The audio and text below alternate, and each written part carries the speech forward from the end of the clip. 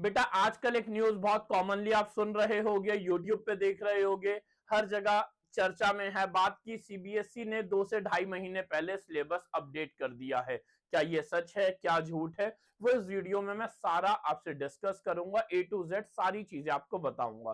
तो syllabus update हुआ है, हाँ थोड़ा बहुत सिलेबस अपडेट हुआ है। सीबीएसई का जो नया अपडेट आया है उसमें सिलेबस में अपडेशन आए हैं, ये बात सच है, लेकिन पैनिक होने की कोई भी बात नहीं है। एकदम बेसिक बेसिक कुछ बातें हैं वो आपको समझनी है, और कुछ एक्स्ट्रा भी पढ़ना है। क्या क्या पढ़ना है वो मैं आपको बता दूंगा। आपने बार बार ये सप्लीमेंट्री मटेरियल देखा होगा, रिवाइज सप्लीमेंट्री मटेरियल, इसमें से कुछ टॉपिक्स आपको पढ़ने हैं तो वो मैं इस वीडियो में बता दूंगा। तो सबसे पहले बेटा यहां मैंने गूगल पे डाला है सीबीएसई सिलेबस अपडेट।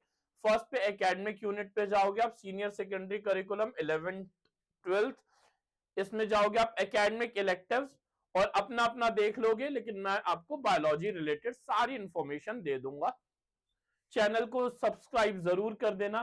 तो बायोलॉजी रिलेटेड देखो, पहले नोटिफिकेशन जो है वो लेटेस्ट है 2025 टू 26, ठीक है। अब हम स्टार्ट करते हैं यहाँ पे सिलेबस का अपडेशन। ये है आपका 11th क्लास का सिलेबस, जो भी बच्चे 11th क्लास के लिए हैं। अब सबसे जरूरी बात, सीबीएसई ने सिलेबस अपडेट किया है, तो सीबीएसई के हिसाब से अपडेट हुआ, अभी नीट के अकॉर्डिंग सिलेबस अपडेट नहीं हुआ। तो हम वेट करेंगे, एनएमसी का नोटिफिकेशन आता है सिलेबस का, वो आने वाला होगा दिसंबर मिड में, कभी भी आ जाएगा। तो उसमें क्या अपडेट आएंगे तो वो नीट के लिए वैलिड होंगे। अभी जो अपडेट्स हैं वो सिर्फ सीबीएसई के लिए वैलिड हैं। तो 11 का सिलेबस देखोगे तो बेटा कोई भी मेजर चेंज नहीं है। Diversity of living organism exactly सब कुछ वही है जो होता है, जो आपकी नई एनसीईआरटी में है। Structural organisation in plants and animals, ये भी एग्जैक्टली वही है, नो चेंज, एग्जैक्टली सब कुछ सेम है मेरे बच्चों। Unit 3 cell structure and function, सब कुछ सेम है अकॉर्डिंग टू न्यू एनसीईआरटी। अच्छा, यहाँ पे स्ट्रक्चरल ऑर्गेनाइजेशन आपको ऑलरेडी पता है कि सीबीएसई से कॉकरोच हट चुका है, कॉकरोच की जगह फ्रॉग है जो नई एनसीईआरटी में गिवन है, तो वही सब इस सिलेबस में है। प्लांट फिजियोलॉजी में भी एग्जैक्टली वही सब चीजें जो आपकी नई एनसीईआरटी में है वही है। और फिर ह्यूमन फिजियोलॉजी में भी डाइजेशन नहीं है, वही सब चीजें हैं जो नई एनसीईआरटी में है। तो प्रॉब्लम क्या आ रही है 11th वाले बच्चों को? 11th वाले बच्चों को परेशान कर रहा है ये वाला टॉपिक, ये जो लगा हुआ है यहाँ पे, ये वाली जो हेडिंग है, ये पैराग्राफ थोड़ा सा परेशान कर रहा है कि सर डाइजेशन एंड एब्जॉर्प्शन पढ़ना है या नहीं पढ़ना। तो आंसर है, आपको जो आपके एग्जाम्स होंगे ना, जो आपके 70 मार्क्स के एग्जाम होगा बायोलॉजी का, उसमें डाइजेशन एंड एब्जॉर्प्शन से क्वेश्चन नहीं आएगा, लेकिन assess only formatively to reinforce understanding। इसका मतलब है कि डाइजेशन एंड एब्जॉर्प्शन जो चैप्टर है वो आपके स्कूल में वाइवा जो होंगे, जो क्विज होंगे, जो प्रैक्टिकल के मार्क्स होंगे, उसका जो वाइवा होगा उनमें यहां से क्वेश्चंस आपके टीचर पूछ सकते हैं, ठीक है। जनरली नहीं पूछेंगे लेकिन पूछ सकते हैं, आप ऐसा मान के चलो। लेकिन जो 70 मार्क्स का थ्योरी वाला पेपर है उसमें डाइजेशन एंड एब्जॉर्प्शन से कोई क्वेश्चन नहीं होगा। Is it okay? तो वहां से बिल्कुल आप बेफिक्र रहिए। अब हम चलते हैं 12th क्लास के लिए, क्योंकि 12th का तो भैया बोर्ड एग्जाम है, तो हमें 12th पे ज्यादा ध्यान देना है। हम 12th क्लास पे आ जाते हैं। ये आ गई 12th क्लास। तो 12th क्लास की मार्किंग स्कीम मैं ऑलरेडी पहले भी आपको बता चुका हूं शॉर्ट वीडियोस में, और चैनल सब्सक्राइब कर रखा है तो बहुत अच्छी बात है, आपको ऐसे अपडेट्स मिलते रहेंगे। नहीं कर रखा तो प्लीज कर देना, ऐसे अपडेट बहुत जरूरी है, किस चैप्टर से कैसे क्वेश्चंस बन सकते हैं। ओके, अब देखो, sexual reproduction flowering plant no change, human reproduction no change, reproductive health no change, genetics and evolution में principle of inheritance and variation no change, molecular basis of inheritance में थोड़ा सा चेंज आ गया है मेरे बच्चों। और चेंज क्या आया है? Rise genome project, rise genome project जो है वो ऐड हो गया है। इससे सीबीएसई बोर्ड एग्जाम में क्वेश्चन आ सकता है। अब सवाल आता है कि सर नई एनसीईआरटी में तो ये है ही नहीं, तो हम पढ़ेंगे कहां से? तो उसके लिए ही इन्होंने आपको दी है सप्लीमेंट्री बुक। इसके लिए इन्होंने एनसीईआरटी सीबीएसई ने आपको दी है supplementary material, revise supplementary material biology का, इसमें ये टॉपिक्स गिवन है, ठीक है। अभी उस पे हम आते हैं, पहले हम यहीं पर डिस्कस करते हैं क्या क्या ऐड हुआ है। तो एक मैंने बता दिया राइस जीनोम प्रोजेक्ट ऐड हुआ है। इवोल्यूशन में नो चेंज, नई एनसीईआरटी के हिसाब से ही चलोगे। लेकिन सवाल आ जाता है एक और, वो क्या है, ह्यूमन हेल्थ एंड डिजीज में डेंगू चिकनगुनिया ये दो बीमारियां और ऐड हुई हैं। डेंगू और चिकनगुनिया भी ऐड हुई हैं, तो इससे रिलेटेड इंफॉर्मेशन भी आपको थोड़ी थोड़ी जो बेसिक इंफॉर्मेशन रिक्वायर्ड है, जो सप्लीमेंट्री मटेरियल में गिवन है, सिर्फ वो आपको पढ़नी है। Is it okay? इसके अलावा बाकी कोई चेंज नहीं है। माइक्रोब्स में एक इंपॉर्टेंट थोड़ा बहुत antibiotics production and judicious uses, ये सब ऐड हुआ है।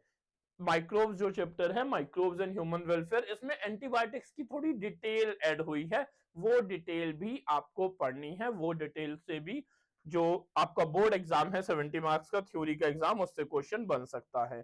बायोटेक्नोलॉजी में एज सच कोई भी आपको चेंज नहीं दिखेगा, सेम ही है। ऑर्गेनिज्म एंड पॉपुलेशन में भी एज सच कोई चेंज आपको नहीं दिख रहा होगा, सब कुछ सेम है। इकोसिस्टम में भी कोई चेंज नहीं है, सब कुछ सेम है। बायोडायवर्सिटी एंड कंजर्वेशन में चेंजेस हैं, वो है रामसार साइट्स। ये एक नया टॉपिक ऐड हुआ है, इस टॉपिक से क्वेश्चन आ सकता है थ्योरी पार्ट में, तो इस टॉपिक को भी आपको कवर करना है सीबीएसई बोर्ड एग्जाम के लिए। Is it okay? तो ये टॉपिक भी इंपॉर्टेंट टॉपिक हो सकता है, इससे क्वेश्चन आ सकता है। तो सिलेबस मैंने अपडेटेड आपको बता दिया है। अब हम डिस्कस कर रहे हैं सप्लीमेंट्री बुक्स। सप्लीमेंट्री बुक है सीबीएसई की, उससे क्या क्या क्वेश्चन, क्या क्या टॉपिक्स इसमें हैं। तो भैया देखो, सबसे जरूरी ये पीडीएफ आपको चाहिए ही होगी, बहुत जरूरी है। टेलीग्राम पे आप सर्च करोगे biology with Manish sir, biology with Manish sir, तो टेलीग्राम पे ये मैं पीडीएफ अपलोड कर देता हूं, मेरा टेलीग्राम चैनल है, तो उस पे आपको ये पीडीएफ मिल जाएगी। यूट्यूब पे आपको सारी इंफॉर्मेशन मिलती रहेगी, चैनल को सब्सक्राइब जरूर कर देना। और इसके साथ साथ इंस्टाग्राम पे भी बायोलॉजी विद मनीष सर मेरा चैनल है इंस्टाग्राम पे, वहां पे भी आप चैनल को फॉलो करके, मुझे फॉलो करके आप अपने डाउट्स पूछ सकते हो, मुझे मैसेज कर सकते हो, मैं वहां पे आपको पीडीएफ शेयर कर दूंगा, सेंड कर दूंगा डायरेक्टली। ओके, तो आगे बढ़ते हैं। अब इस स्टडी मटेरियल में गिवन क्या क्या है बेटा, ये तो बेसिक बेसिक बातें हैं, हम सीधा आते हैं पते की बात पे। तो सप्लीमेंट्री मटेरियल में आपका रिप्रोडक्शन इन ऑर्गेनिज्म 12th का फर्स्ट चैप्टर है, इससे कुछ कुछ टॉपिक्स ऐड कर दिए, स्पोरुलेशन, यूनिपेरेंटल फ्रेगमेंटेशन, रीजनरेशन, ठीक है। लेकिन ये जो फर्स्ट पेज है, इससे सीबीएसई बोर्ड एग्जाम में क्वेश्चन नहीं बनने वाला। Is it okay? CBSE board में इससे क्वेश्चन नहीं आएगा। हाँ, वाइवा में मैम ने पूछ लिया, सर ने पूछ लिया, अलग बात है। सेक्सुअल रिप्रोडक्शन फ्लावरिंग प्लांट में कुछ कुछ टॉपिक ऐड कर दिए इन्होंने। Significance of seed and fruit formation, तो ये सिग्निफिकेंस, पॉलीजेनिक इनहेरिटेंस जो ऑलरेडी आपके कोर्स में है, थोड़ा सा टॉपिक और ऐड कर दिया, आप यहां से भी इस टॉपिक को रीड करना, ठीक है। पॉलीजेनिक इनहेरिटेंस का क्रॉस भी है, ये मैं बताता भी हूं जब हम टॉपिक पढ़ते हैं, बेल शेप्ड कर्व आता है, ये हम पढ़ते हैं टॉपिक्स। प्रिंसिपल ऑफ इनहेरिटेंस में लियोट्रॉपी जो टॉपिक है, वो ऑलरेडी एनसीईआरटी में है, लेकिन यहां से भी आपको रीड करना है। सेक्स डिटरमिनेशन इन हनी भी एनसीईआरटी में है, नहीं एनसीईआरटी में, यहां से भी आपको पढ़ना है, सो दैट कोई चीज आपके मिस ना हो। कलर ब्लाइंडनेस ऑलरेडी एनसीईआरटी में है, न्यू एनसीईआरटी में, यहां से भी आप देख लोगे चीजों को। थैलेसीमिया है, अल्फा बीटा दोनों। डेल्टा थैलेसीमिया न्यू एनसीईआरटी में नहीं है, वो आप यहां से रीड करोगे, सो दैट यहां से पढ़ोगे, सो दैट सीबीएसई बोर्ड में कोई क्वेश्चन आ जाए तो आप ये ना हो कि आपको लगे भैया कहां से पूछ लिया, हमें तो आता ही नहीं था। डेंगू वायरल डिजीज है, ये भी आपको पढ़ना है एक्स्ट्रा। चिकनगुनिया के बारे में आपको पढ़ना है मेरे बच्चों। राइस जीनोम प्रोजेक्ट आपको पढ़ना है, ज्यादा बड़ा नहीं है। Evolution evidence from embryology already नहीं एनसीईआरटी में, लेकिन यहां से भी पढ़ लेना, ठीक है। Molecular evidences in evolution, modern synthetic theory of evolution, type of natural selection, ये सब एनसीईआरटी के टॉपिक्स हैं। एंटीबायोटिक्स, ये टॉपिक डेंगू, चिकनगुनिया और एंटीबायोटिक्स, ये नई एनसीईआरटी में टॉपिक ही नहीं है, तो ये तो आपको यहीं से रीड करने पड़ेंगे। और पीडीएफ लेने के लिए मैंने बता दिया है, टेलीग्राम चैनल पे पीडीएफ मिल जाएगी, वरना इंस्टाग्राम पे मुझे फॉलो करके मैसेज कर देना, यूट्यूब पे बेटा चैनल को सब्सक्राइब कर देना, ठीक है। ये है एंटीबायोटिक रिलेटेड सारी इंफॉर्मेशन, ये तो बिल्कुल पक्का पक्का पढ़ लेना, ठीक है। बायोटेक्नोलॉजी में स्टेम सेल टेक्नोलॉजी से रिलेटेड इंफॉर्मेशन एनसीईआरटी में नहीं है, वो भी आपको यहीं से पढ़नी पड़ेगी, ठीक है। इसके अलावा हम ये सारा आपको रीड करना है, एनसीईआरटी के अलावा। ऑर्गेनिज्म एंड पॉपुलेशन में निश और रामसार कन्वेंशन, निश जो है वो वर्ड एनसीईआरटी में लिखा है, लेकिन हाँ हम इसे एक्सप्लेन करते हैं, तो लेकिन आपको यहां से भी रीड करना है। रामसार कन्वेंशन, रामसार साइट्स आपको यहां से रीड करना है। Is it okay? तो ये हुआ आपका 12th का सिलेबस। और क्लास 11th की बात करें तो ये 6 किंगडम, 3 डोमेन सब एनसीईआरटी का है। सीड जर्मिनेशन एनसीईआरटी का ही टॉपिक है, वहां से यहां से दोनों जगह से रीड कर लेना, सीड डोरमेंसी।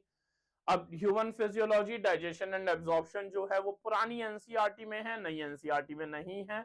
इससे थ्योरी में क्वेश्चन नहीं आएगा, लेकिन वाइवा में आ सकते हैं, तो इस चैप्टर को आप यहां से रेडी करोगे। ये ऑलमोस्ट इन्होंने पूरा चैप्टर ही डाल दिया है, ठीक है। और न्यूरल एंड ऑल ये सब भी थोड़ा बहुत जो एनसीईआरटी में नहीं है वो यहाँ पे मेंशन है। तो ये आप 11th वाले बच्चे थ्योरी के लिए प्रिपेयर नहीं करेंगे, इस मटेरियल को, सप्लीमेंट्री मटेरियल को सिर्फ वाइवा के लिए पढ़ेंगे।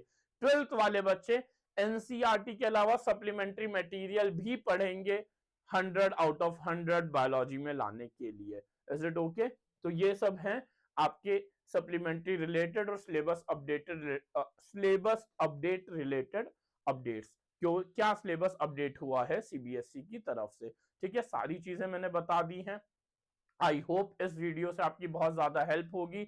वीडियो को पूरा जरूर देख लेना, और फिर भी कोई हेल्प चाहिए तो आप चैनल को सब्सक्राइब तो जरूर कर लेना। साथ साथ कमेंट सेक्शन में आप अपने डाउट पूछ सकते हो। टेलीग्राम पे आप सब्सक्राइब कर देना, वहां पे आपको पीडीएफ मिल जाएगी। इंस्टाग्राम पे फॉलो करके आप मुझे मैसेज करके अपने डाउट्स पूछ सकते हो। ऑल द वेरी बेस्ट, अच्छे से प्रिपेयर करते रहो, और कोई भी डाउट हो तो you can contact me through Instagram. Thank you everyone.